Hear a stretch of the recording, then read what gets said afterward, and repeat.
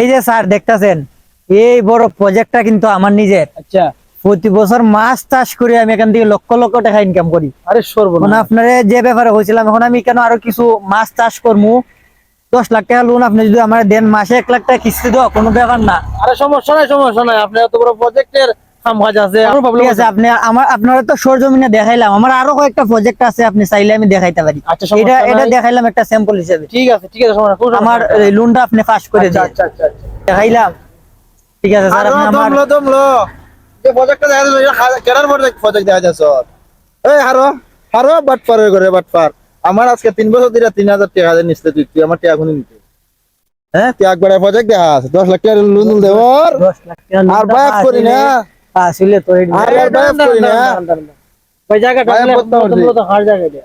আরে ম্যাডাম আমরা গ্রামে সর্দারের জায়গা তো ভাই আমি 10 লাখ টাকা লোন এখানে মাঝে ভাই, তার আমি পাস করতে আসলাম।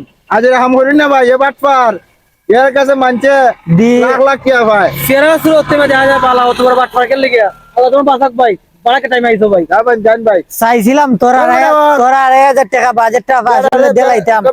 আর কি টাকা পাইবে, আমার বাজেটটা বাদ করাইছো। মুরগি ধরছিলে এ আর দেখা পাইছো আর 2,500 পাইতেন, আর 2,500 লাগে আমাদের আইস না, বাজেটটা আসলে দিয়ে দিলাম। যা যা যা।